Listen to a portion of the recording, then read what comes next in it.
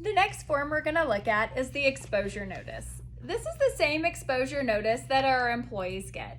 It tells you about the risk of the different materials and things that you could be exposed to while you're here. This falls under that OSHA regulation. So let's talk about some of the things that you see here. First, we're going to talk about exposure to pharmaceuticals and chemicals. Our goal is to limit your exposure to these things while you're here, but the dental office has a lot of different chemicals and dental materials that we use. So you're still going to be in the same space and you might have some accidental exposure to them. It's important to know if you do have exposure, what to do. So there's something called a safety data sheet.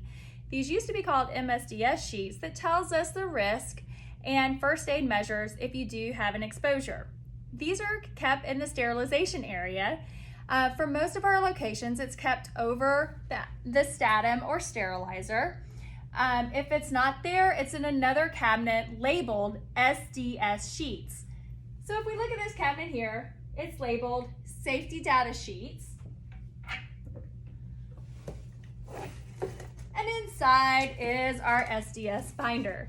You can see we have a lot of different chemicals, like I said, here in the office. All of these sheets are laid out in the same format. Just gonna grab one. Perfect. This is actually our next topic of conversation. Okay, so this is the one for Cavicide. This is our primary disinfectant here in the office. It's important that you know that. And we'll talk about some different things about Cavicide in just a second. But as far as the safety data sheet, the first section has to do with the identification. The second section has to do with the hazard, and a lot of times you'll see these pictograms that help just highlight what the hazards are. And then a section that you really need to know about is section 4. Section 4 is first aid measures. So let's say you accidentally had an exposure on your skin or in your eyes from something in the office. This is going to tell you what needs to be done. If you need to seek medical attention, if you need to use the eye wash station, if you need to wash with soap, for how long, all of that information is going to be in this SDS sheet that is stored in the sterilization area. You also can Google the name of the product, SDS, and it should pop up that way too. But we do have hard copies in case the internet was down. So that's the SDS sheets. Let's get back to talking about Cavicide.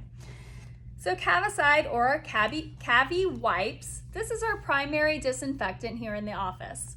It's important that you know what this product is and how it works. So this is what we count on to kill the bloodborne pathogens in our office.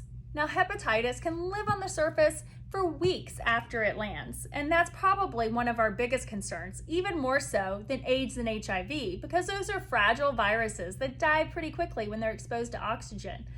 And things like hepatitis can actually cause long-term problems with our liver and our body that can affect other things with our health. So we don't want to get exposure to anything like that. And Cavicide and keeping our office clean and reduced of these bloodborne pathogens is one of our safeguards. So CaviWipe works by making the surface visibly wet, and it needs to stay wet for 3 minutes. So if you ever question, it's written on the packages. Some of the bottles say for 2 minutes, most of them that we get say for 3. All right, and so what this means is it takes this product 3 minutes of having a visibly wet surface to kill tuberculosis.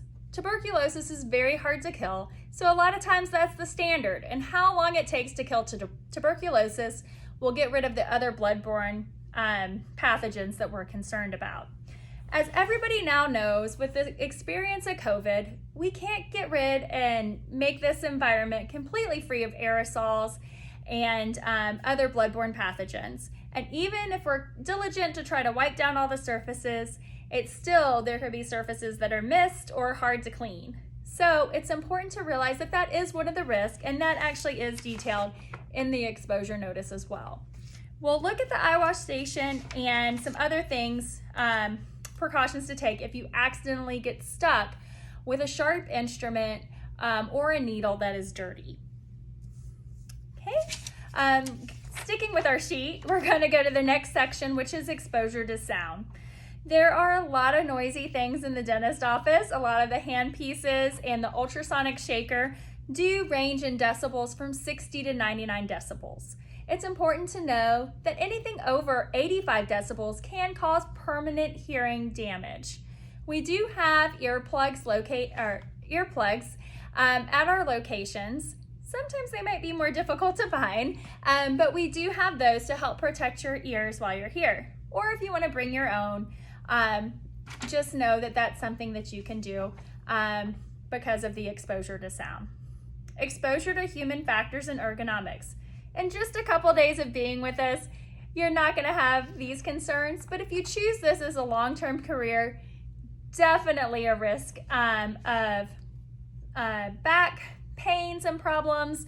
Carpal tunnel is a big thing in the field of dentistry. So keeping mindful of your body's position is important, and realizing that that is actually there's an ergonomic hazard to the field of dentistry. You'll notice we do things like have the chairs that are the saddle chairs.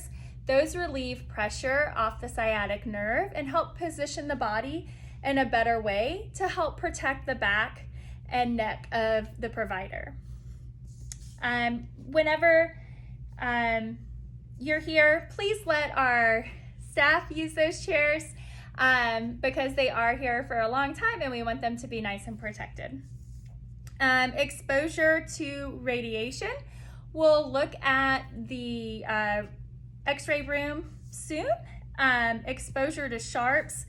There are cases where people have had exposure to sharps even while not handling them directly. There's cases of people running around a turn in the office, around a wall, a corner, at the same time, and an instrument is dropped or ran into a tray. So those kind of incidences have happened in dentistry. I even heard of an incident once where somebody had a burr still in the cradle next on the dental chair, and somebody bumped into, with their hind side, the burr. So please be very aware that there are sharp things in the office, and we don't want you to get stuck or poke with a sharp instrument or burr tip or anything like that while you're here. If it does happen, we're going to review what procedures need to take place next in that case. Exposure to workplace violence. So workplace violence is just like when you go to the grocery store, movie theater, social gathering.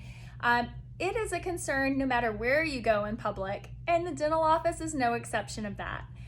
There have been cases of violence in medical facilities and in dental offices. So it's something to know is a risk in being at the dental practice.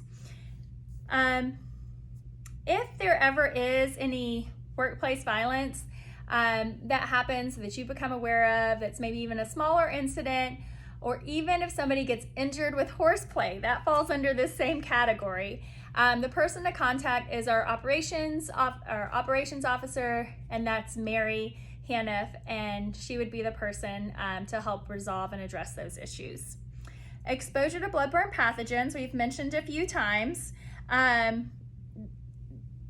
Aerosols travel about 6 feet away from the patient when they're being worked on. So while you're in this space observing, if you're closer than 6 feet, chances are you're going to have some exposures from that procedure.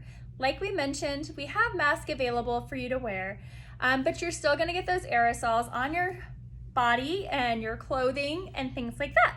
So be mindful that when you're in this space, there is that risk. And that is part of why we need to have a legal guardian consent to you being here, because just like COVID, we cannot protect you from all of those things 100%. We'll do our absolute best, but it is a risk in being in a healthcare facility. Okay, it also is important to note that we do see people with AIDS and HIV. They are protected under the Americans with Disability Act, and they do receive treatment. Quite honestly, like I mentioned before, hepatitis is even a higher concern for us in the dental practice, and most of the people that have hepatitis are undiagnosed and don't even realize they have it. And so just keep in mind that there are other infectious diseases that can be spread besides HIV and AIDS. But if there's a medical condition that a person cannot fully be treated of and cured of, that's still transmissible, they are protected under federal law and still seen in our office. Okay, so that is the exposure notice. We're going to travel around the office and check out a couple of those other things we mentioned just now.